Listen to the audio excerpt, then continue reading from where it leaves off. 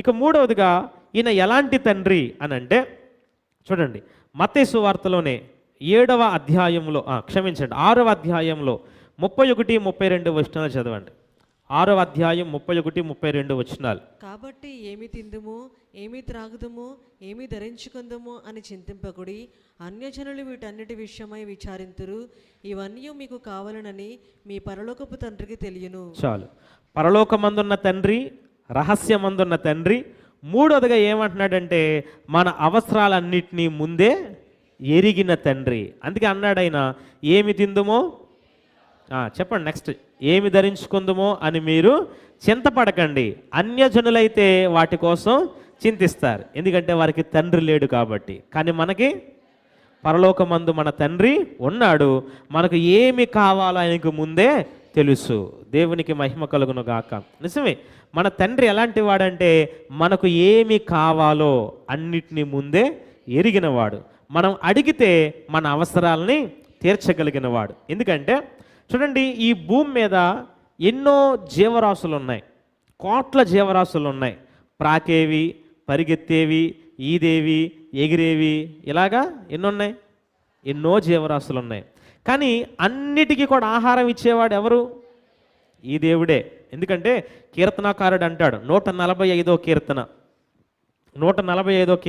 16వ వచనంలో అంటాడు, నీవు నీ గుప్పిలి విప్పి ప్రతి జీవి కోరికను తృప్తిపరచుచున్నావు. అంటే ప్రతి జీవి యొక్క కోరిక, ఆకలి తీరాలంటే తండ్రి గుప్పిలి విప్పితేనే. అంటే ఈ చిన్న చిన్న జీవరాశులకి కూడా ఆహారాన్ని ఇచ్చి వాటిని పోషిస్తున్న దేవుడు, ఆకాశ పక్షుల్ని పోషించిన దేవుడు, అడవి పువ్వుల్ని అందంగా అలంకరించిన దేవుడు, ఆ తండ్రి అన్నిటికీ గుప్పిలు విప్పుతాడు. మరి నీ కోసం విప్పడా? ఎందుకు విప్పడు?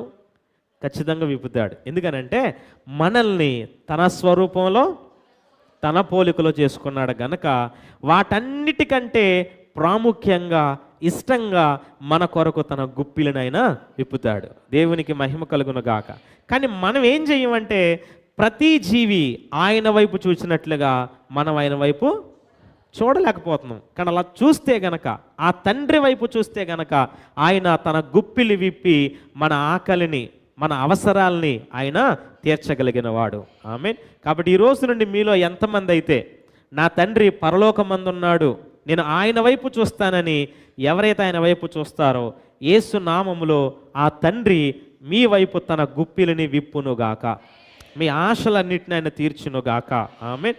కాబట్టి మన దేవుని వైపు, మన తండ్రి వైపు చూడడం మనకు చాలా అవసరం. చూడండి, అబ్రహాము ఇస్సాకుకి అదే నేర్పించాడు. ఎప్పుడు? సరే, ఏం నేర్పించాడంటే తండ్రి వైపు చూడడం. ఎందుకంటే చూడండి, ఆయన బలి ఇవ్వడానికి మోరియా పర్వతం మీదకి వెళ్తాడు కదా. వెళ్తున్నప్పుడు ఇస్సాకు అడుగుతాడు, నాయన నిప్పుంది, కట్టెలు ఉన్నాయి, కానీ బలికి గొర్రెపిల్ల లేదు అన్నప్పుడు ఏమన్నాడు అబ్రహాము? నువ్వే గొర్రెపిల్ల అన్నాడా? అనలే. ఆయన నీకు ఎందుకురా అన్నాడా? అనలేదు. దేవుడు చూసుకుంటాడు, మనం పైకి వెళ్దాం, దేవుడు చూసుకుంటాడు అన్నాడు. నిజంగా దేవుడు చూసుకున్నాడు కదా? చూసుకున్నాడా లేదా? ఏం చూశాడు అక్కడ?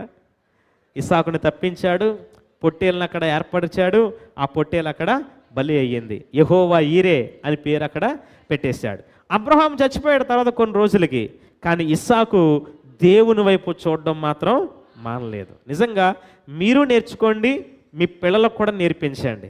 ఏం చేయడం? దేవుని వైపు చూడడం. మన తండ్రి అయినా, మన అవసరాలు తీర్చేవాడైనా, మన గుప్పిలి విప్పేవాడు కాబట్టి ఆయన వైపు చూసేవారుగా మనము ఉండాలి. దేవునికి మహిమ కలుగునుగాక. కాబట్టి